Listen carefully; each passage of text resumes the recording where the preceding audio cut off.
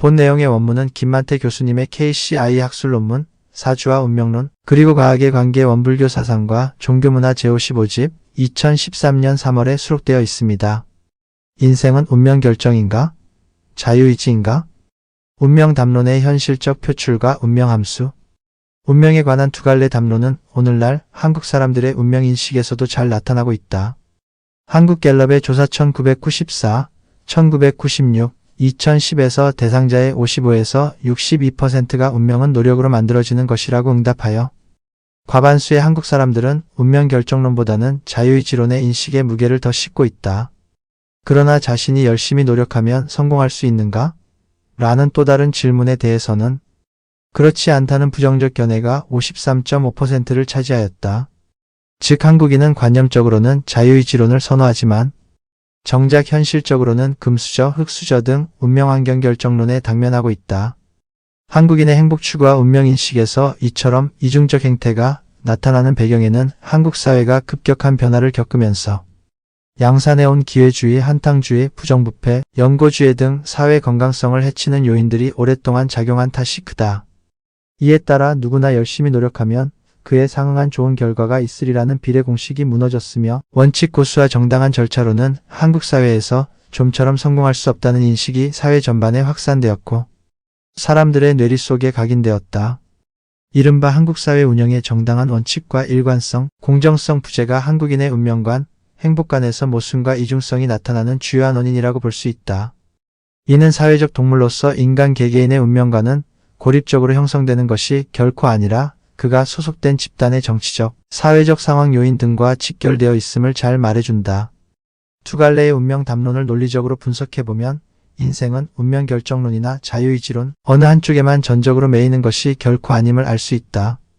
예를 들어 어떤 사람이 아프다고 했을 때 결국 병이 낫거나 낫지 않을 것이기 때문에 의사나 약을 찾을 필요가 없다고 추론하자. 이는 운명 결정론, 숙명론으로서 어떤 경우에도 치료를 위해 의사나 약을 찾을 필요가 없다.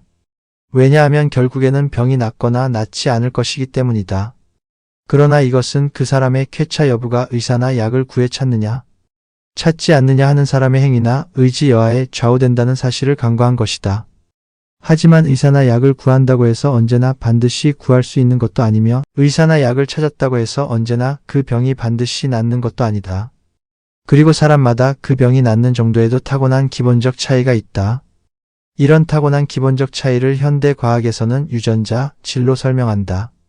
심각하지 않은 사소한 병으로 진료를 받다가 의료 과실로 죽음에까지 이르거나 예기치 못한 돌발 요인으로 말미암아 사망하는 경우도 흔히 있다. 이 경우 당사자를 죽음에 이르게 한 요인은 유전자도 자기 의지도 결코 아니며 어쩔 수 없이 맞닥뜨린 운명의 굴레라고 밖에는 설명할 수 없을 것이다. 지금까지 운명론적 신앙과 운명개척 의지에 관한 담론들은 대부분 극단적으로 치우쳐 자신의 견해를 피력하거나 상대의 의견을 비판하였다. 앞의 예로 말하자면 병에 걸리고 쾌차하는 것이 전적으로 운명에 달렸다거나 순전히 자신의 의지로 치료 가능하다는 식이었다. 하지만 현실적으로는 타당성이 거의 없다. 사람의 신체 건강이 자신의 의지와 무관한 유전자 요인에 의해 상당하게 결정되듯이 무병장수, 부기, 육친 등을 포함하는 사람의 장래 운명도 자신의 의지와 무관한 또 다른 선천적 요인, 운명화에 의해 상당히 결정될 가능성이 있다는 사실을 결코 배제할 수 없는 것이다. 이러한 운명화의 가능성을 추론하는 것이 사주명리이다. 사주명리에서는 사람을 소우주, 마이크로카점로 가정하면서 사람은 잉태되는 순간부터 우주의 기운과 영향을 주고받는다고 본다. 그 결과 사람마다의 독특한 우주적 시간과 공간의 결정보인 사주가 나오는 것이다. 인생의 향방이나 기륭은 개인의 노력이나 의지, 타고난 사주팔자 등 소수의 한정 요인에만 영향을 받아 결정되는 것이 결코 아니다.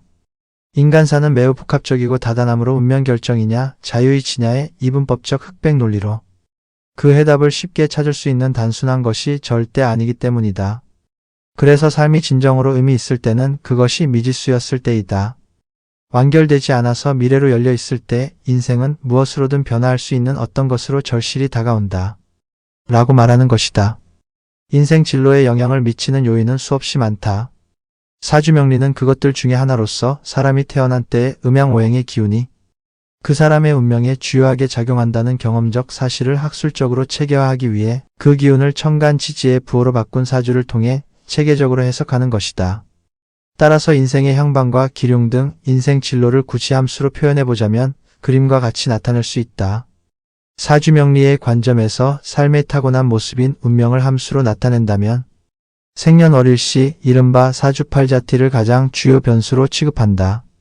그 외 개인의 의지와 노력 W, 유전자지, 부모의 환경 P, 그 사람이 종사하는 직업의 이름이라는 성명학적 요소엔 배우자와의 궁합의 밀, 전공 공부의 미, 그 사람의 양택과 조상의 음택인 풍수환경 F1, 외모인 관상 F2, 좋은 날을 가려서 행사하는 택일시1, 우연히 마주치는 요소 C, 학교, 직장, 조직 등에서 동료, 상하의 인간관계 등 기타 요인 X 등도 상당한 영향을 미치는 변수임에는 틀림없지만 사주명리의 운명함수에서는 일정한 값을 갖는 상수로 가정한다.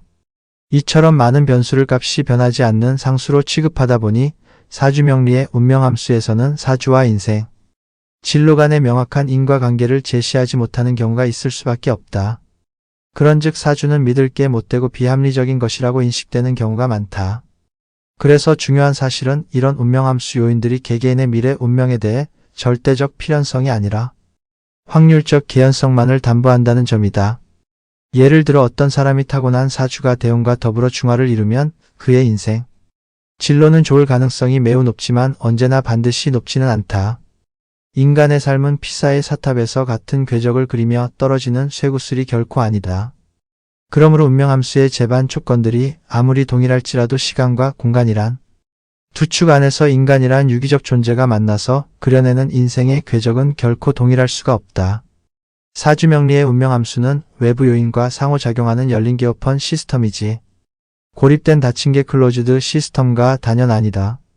그렇기 때문에 인간이 더더욱 인간다울 수가 있으며 자아를 발견해 나가는 수고가 오히려 설렘으로 다가올 수 있는 것이다. 현대과학과 확률적 가능성 개기일식 현상을 하늘의 징벌이라고 두려워하던 정근대 사회에서 누군가 일식이 일어날 날짜를 미리 알았다면 사람들로부터 많은 존경과 추앙을 받았을 것이다. 한반도에서 다음번 개기일식은 2035년 9월 2일 오전 9시 40분과 2041년 10월 25일 오전 9시에 각각 관측될 것이라는 사실은 정확히 예측할 수 있다. 이렇게 과학은 앞으로 예정된 일을 미리 알게 하는 기능, 즉 예측성을 가지고 있는데 이것이 바로 과학의 본질이고 과학 지식의 힘이다. 그런데 세상에는 행성의 움직임처럼 비교적 규칙적이어서 예측될 수 있는 현상들도 있지만 그렇지 않은 현상들도 많다. 즉 30년 후 한반도에서 바라보는 행성의 움직임은 미리 알 수 있지만 일주일 후 한반도 날씨가 어떨지는 아무리 슈퍼컴퓨터를 동원해 계산해도 정확히 알 수 없다. 피사의 사탑에서 떨어지는 쇠구슬의 궤적은 정확히 예측할 수 있지만 굴뚝에서 피어오르는 연기 입자의 궤적은 예측이 매우 난해하다. 운동장에서 야구선수가 친 야구공의 궤적은 미리 알 수 있지만 운동장에서 뛰어노는 어린아이의 움직임은 단지 확률적으로만 예측할 수가 있다. 이것이 그동안 절대적으로 신봉되었던 근대 과학의 현실적 한계이다. 일상생활에 뜻하지 않은 사건, 매일매일 주식 시세의 변동 등도 역시 보통의 사람으로서는 예측이 불가능하다. 우리 인간의 삶은 어느 쪽에 더 가까울까? 우리네 삶은 질량과 중력 등 몇 가지 요인만으로도 그 움직임을 미리 알 수 있는 쇠구슬이나 야구공이 결코 아니다. 유기적으로 움직이는 인간사는 수많은 요인이 얽히고 설켜서 만들어지는 비선형계이자 복잡계이다. 과학이 정확한 예측성을 그 본질로 한다면 이렇게 예측할 수 없는 현상들은 과학으로 다룰 수 있는 영역에서 완전히 제외되는 것일까? 그렇지는 않다. 확률로서 다룰 수 있는 것이다. 행성의 움직임처럼 정확한 예측이 가능한 규칙적 현상뿐 아니라 기후의 잦은 변화와 같은 확률적 예측만 가능한 무작위적 현상까지도 현대 과학은 모두 다루고 있다.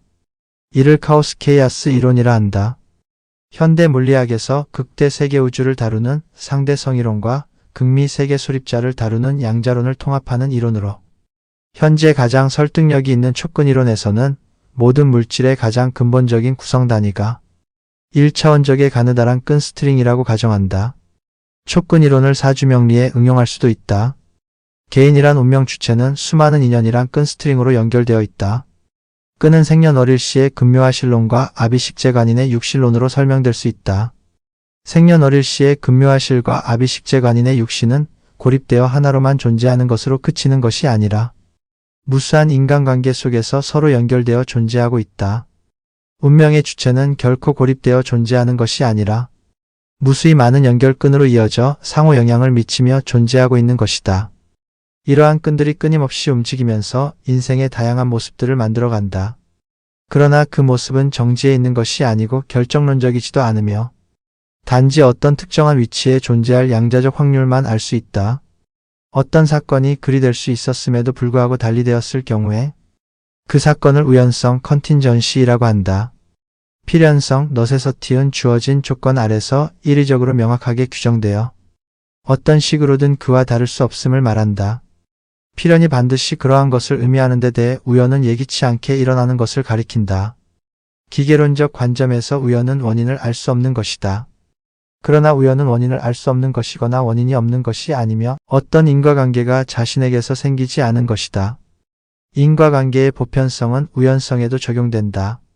즉 우연적 사건도 반드시 원인을 갖는다.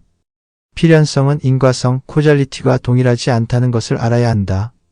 원인은 필연적으로 결과를 산출한다. 그래서 모든 인과적 연관은 원인과 결과 사이의 필연적 연관이다.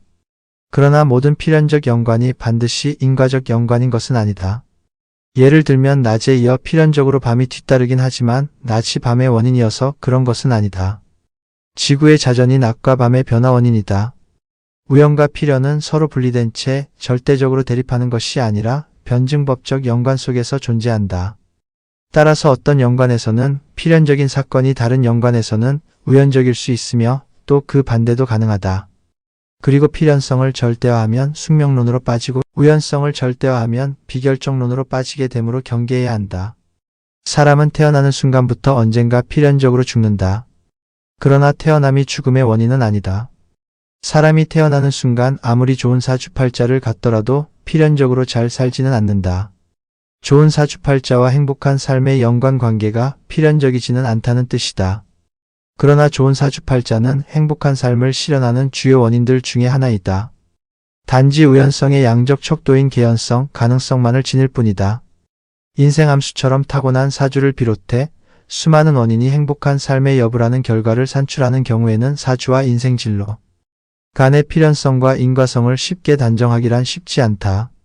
이는 좋은 사주가 행복한 삶의 주요 원인이 아니어서가 아니라 표면적으로 순전히 우연적인 현상처럼 작용하기 때문에 필연성을 명확하게 논증하기가 쉽지 않은 것이다. 뉴턴의 기계론적 세계관은 물리적 실제의 각 부분들이 물질의 최소 단위인 원자로 구성되어 있다는 것을 전제로 한다. 그러나 1924년부터 양자역학에서는 원자를 원이나 점으로 가정하지 않고 상태함수를 통해 나타낸다. 이는 물질의 특성이 객관적인 형태로 존재하는 것이 아니라 관찰자의 입장과 조건에 따라 달라질 수 있다는 것을 반영한다. 따라서 고전역학에서는 확실했던 것들이 양자역학에서는 그 확실성을 보장받지 못한다. 따라서 객관적, 절대적 법칙만을 과학적, 합리적인 것으로 고수하던 근대 과학과 달리 현대 과학에서는 확률이나 통계, 우연, 모 등의 요소를 과학적 영역 안으로 수용하는 것이다. 특히 자연현상이 아니라 인간의 정신 영역에 관한 것일수록 더더욱 그러하다. 인간사의 모든 일을 이른바 과학적 방법으로 예측하고 분석한다는 것은 불가능하다. 그렇다고 이런 것들을 비과학적 영역으로 배제하여 비합리적이고 열등한 것으로 취급해버린다면 인간 본질에 대한 보다 깊고 폭넓은 이해의 가능성을 사전에 차단해버리는 어리석음을 범하게 된다. 철학이 과학과 다르고 철학이 종교와 분명히 다른 것도 각기 문제 삼는 대상과 인식하는 관점이 다르기 때문이다.